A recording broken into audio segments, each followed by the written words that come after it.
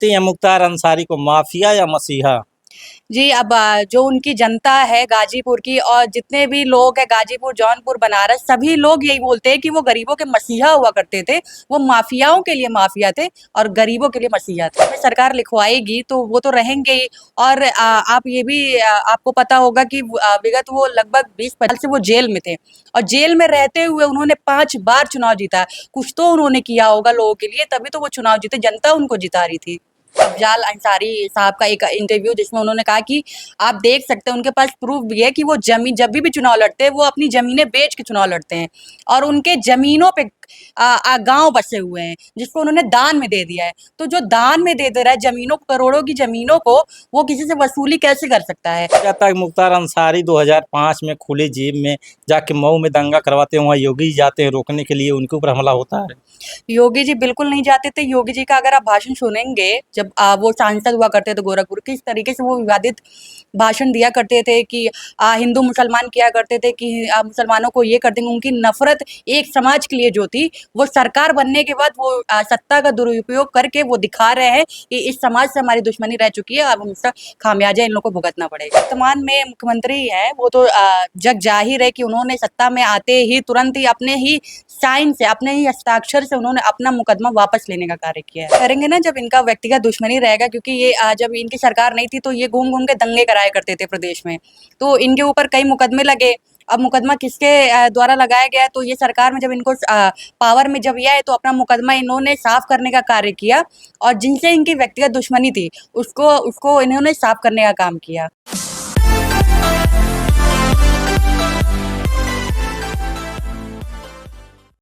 नमस्कार, आज हमारे साथ मौजूद है समाजवादी पार्टी महिला मोर्चा की राष्ट्रीय सचिव अंशिका पांडे जी। आपका बहुत बहुत स्वागत है। जी बहुत बहुत धन्यवाद संतोष जी। अभी एक घटना घटित हुई है मुख्तार अंसारी का, क्या कहेंगे? काफ़ी बड़ा मामला चला, सरकार कह रही है कि हार्ट अटैक आया, वही उनके लोग कह रहे हैं उनको पॉइजन दिया गया। जी बिल्कुल पॉइजन दिया गया है। उन्होंने खुद ही अपने देहांत के 2-3 दिन पहले उन्होंने माननीय न्यायालय को पत्र लिखा था जिसमें उन्होंने उल्लेख किया था कि उनकी जान को खतरा है और 19 तारीख पॉइजन दिया गया था जो जिसमें उन्होंने सभी का नाम भी उल्लेख किया था जो भाजपा में अभी माननीय बन के बैठे हुए हैं। माननीय बन के बैठे हुए कौन ऐसे लोग हैं जो जिनके ऊपर आरोप लगाए थे? जी वो तो सबके सामने जो साक्ष्य है, तो जो लेटर था उन्होंने लिखा था माननीय न्यायालय को, वो सबके सामने अभी पोस्ट के जरिए वो वायरल भी हो रहे हैं कि किनका किनका नाम उन्होंने लिखा था। कोई एमएलसी बैठा हुआ है, कोई राज्यपाल बैठा हुआ है, कोई सांसद बैठा हुआ है, कोई वर्तमान सरकार में मंत्री बैठा हुआ है। ऐसे लोग हैं जिनका उन्होंने नाम उल्लेख किया है। ऐसा क्या कारण है, एक रमजान में पहले शहाबुद्दीन, फिर अतीक अहमद, फिर मुख्तार अंसारी, जो मुस्लिम बड़े बड़े जिनको माफिया सरकार कहती है, उनको टारगेट किया जा रहा है? जी, ये तो टारगेट करेंगे ना जब इनका व्यक्तिगत दुश्मनी रहेगा, क्योंकि ये जब इनकी सरकार नहीं थी तो ये घूम घूम के दंगे कराया करते थे प्रदेश में, तो इनके ऊपर कई मुकदमे लगे।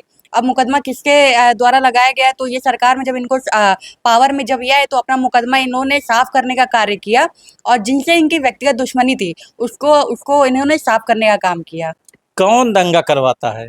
जो अभी वर्तमान में मुख्यमंत्री हैं वो तो जग जाहिर है कि उन्होंने सत्ता में आते ही तुरंत ही अपने ही साइन से, अपने ही हस्ताक्षर से उन्होंने अपना मुकदमा वापस लेने का कार्य किया है। दंगा तो कहा जाता है मुख्तार अंसारी 2005 में खुले जेब में जाके मऊ में दंगा करवाते हैं, वहाँ योगी जी जाते हैं रोकने के लिए, उनके ऊपर हमला होता है। योगी जी बिल्कुल नहीं जाते थे। योगी जी का अगर आप भाषण सुनेंगे, जब वो सांसद हुआ करते थे गोरखपुर, किस तरीके से वो विवादित भाषण दिया करते थे कि हिंदू मुसलमान किया करते थे कि मुसलमानों को ये कर देंगे। उनकी नफरत एक समाज के लिए जो थी, वो सरकार बनने के बाद वो सत्ता का दुरुपयोग करके वो दिखा रहे हैं कि इस समाज से हमारी दुश्मनी रह चुकी है, अब हम इसका खामियाजा इन लोगों को भुगतना पड़ेगा। क्या मानती हैं मुख्तार अंसारी को, माफिया या मसीहा? जी, अब जो उनकी जनता है गाजीपुर की और जितने भी लोग हैं गाजीपुर, जौनपुर, बनारस, सभी लोग यही बोलते हैं कि वो गरीबों के मसीहा हुआ करते थे। वो माफियाओं के लिए माफिया थे और गरीबों के लिए मसीहा थे वो। 65 से अधिक मुकदमे, 18 थे। जी, वो तो हो रहेंगे ही। जब झूठे मुकदमे सरकार लिखवाएगी तो वो तो रहेंगे ही। और आप ये भी आपको पता होगा कि विगत वो लगभग 20-25 वो जेल में थे और जेल में रहते हुए उन्होंने 5 बार चुनाव जीता। कुछ तो उन्होंने किया होगा लोगों के लिए, तभी तो वो चुनाव जीते, जनता उनको जिता रही थी। तो माफिया कैसे हो सकते हैं फिर? माफिया नहीं है। जी, बिल्कुल नहीं माफिया है वो। उनकी जनता बोलती है, उनकी जनता उनके लिए रोती है, तो वो माफिया कैसे हो गए? अभी क्या लगता है गाजीपुर जो है काफी हम लोग गए थे, काफी पिछड़ा हुआ इलाका है, क्यों उसका विकास नहीं हो पाया? उसका उसके बारे में तो हम उस पे टिप्पणी नहीं कर सकते हैं। विकास हुआ होगा तभी तो वो लोग अंसारी परिवार वहाँ से जीतता आया है। विकास कुछ गरीबों की मदद करते रहते हैं और काम किया उन्होंने तो फिर इसी वजह से वो जीतते हैं। नहीं तो फिर जैसे यहाँ पे विरोध हो रहा है, कुछ काम नहीं किया, हर जगह विरोध हो रहा है, तो उनका भी विरोध होता है। विरोध ना होने का कारण है कि उन्होंने काम किया है वहाँ पे। वहां पे लोग कहते हैं एक नाम मनोज सिन्हा ने वहां पे विकास किया, बाकी ये लोग तो खाली अपना वसूली करते थे। मनोज वसूली कहाँ करते थे वो। अभी आपने अगर सुना होगा अफजाल अंसारी साहब का एक इंटरव्यू, जिसमें उन्होंने कहा कि आप देख सकते हैं उनके पास प्रूफ भी है कि वो जमीन जब भी चुनाव लड़ते हैं वो अपनी जमीनें बेच के चुनाव लड़ते हैं और उनके जमीनों पे गांव बसे हुए हैं जिसको उन्होंने दान में दे दिया है। तो जो दान में दे रहा है जमीनों को, करोड़ों की जमीनों को, वो किसी से वसूली कैसे कर सकता है? और मनोज सिन्हा ने अगर काम किया होता तो वहां से हारते क्यों फिर? वहाँ के हैं भाजपा जो जिलाध्यक्ष अल्पसंख्यक मोर्चा, वो कहते हैं ये झूठ बोलते हैं, ये तो वहाँ के रहने वाले भी नहीं, सिकंदरपुर से आए थे और यहाँ पे जो 10 बीघा उनको हिब्बा जमीन मिली थी तो कैसे ये दान कर दिए। अब वो तो कहेंगे, जब वो विरोधी दल के हैं तो वो तो कहेंगे, लेकिन जो जनता कह रही है, जनता को तो मान लीजिए हम कह रहे हैं या फिर मान लीजिए अफजाल अंसारी कह रहे हैं, पार्टी के नेता बोल रहे हैं, वो झूठ हो सकता है, लेकिन जो जनता बोल रही है उसको आप नकार नहीं सकते हैं। अभी मुख्तार अंसारी का मामला हुआ, इसका जो है चुनाव में क्या असर पड़ेगा? बिल्कुल असर पड़ेगा, सब कुछ एक तरफा होना। अब पहले तो इनको कुछ वोट मिल भी जाया करते थे, इस बार इनकी जमानत जब्त होने वाली है गाजीपुर से। गाजीपुर जमानत जब्त हो जाएगी? जी बिल्कुल, भाजपा की जमानत जब्त होने वाली। भाजपा का रही हम 400 पार जा रहे हैं, यूपी में 80 में 80। 400 पार वो जैसे सिलेंडर, वो क्या बोलते हैं, दाल के दाम हो गए 400 पार।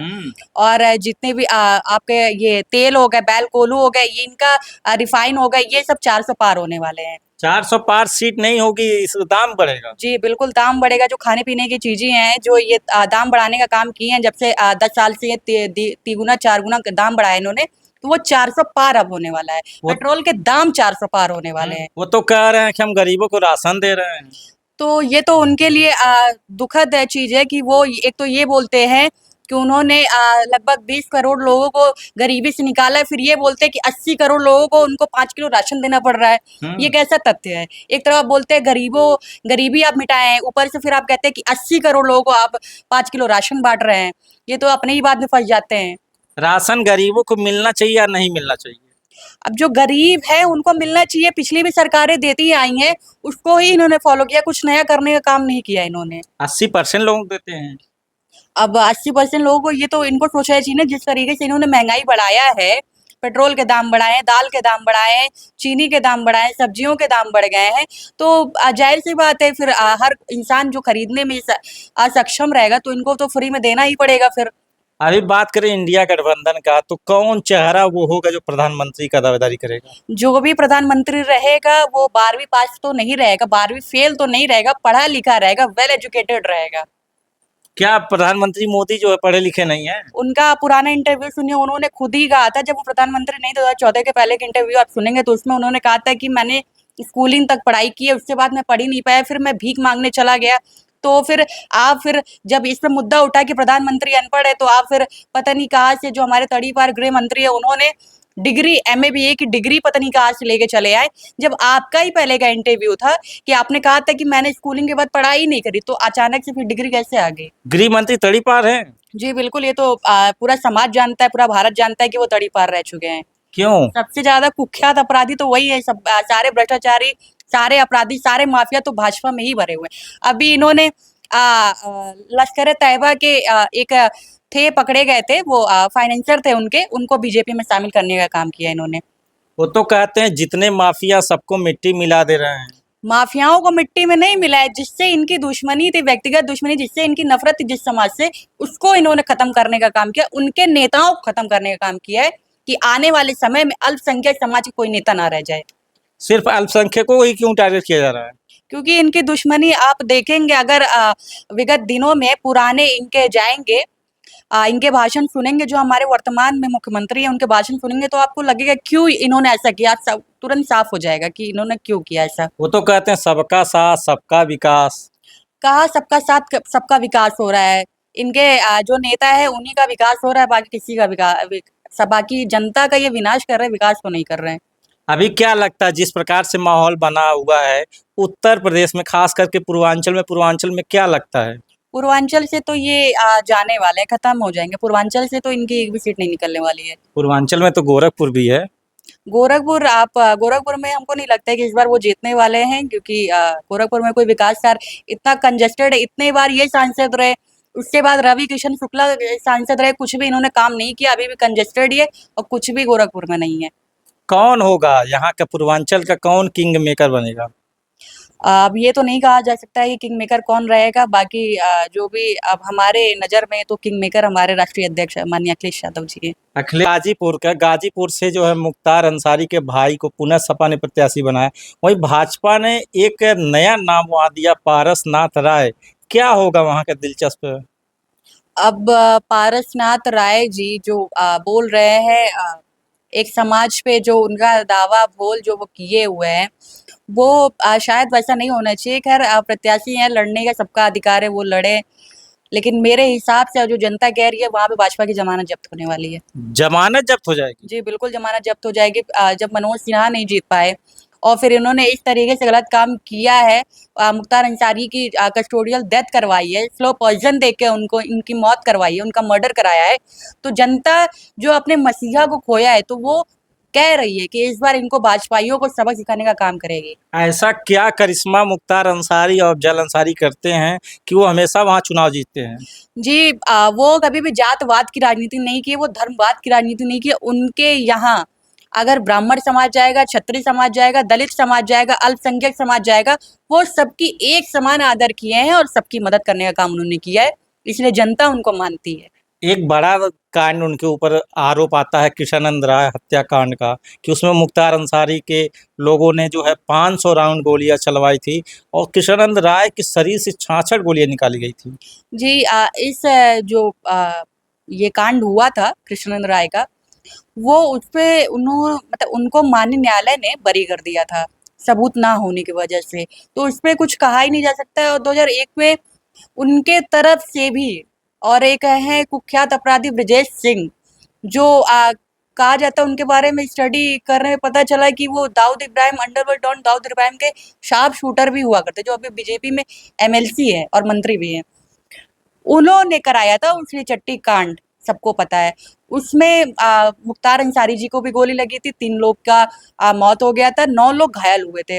उसके बारे में कब ये लोग बताएंगे? कृष्णानंद राय में तो ये लोग तो बरी हो गए, उस पे किसका नाम आया था उसको भी तो बताना चाहिए। असल जो है अपराधी कौन है, ये तो उनको उजागर करना चाहिए ना। तो ये अंशिका पांडे हैं जो समाजवादी पार्टी महिला मोर्चा की राष्ट्रीय सचिव है। हर जगह से अपडेट मिलती रहेगी। संतोष चौहान, सच बात लाइव।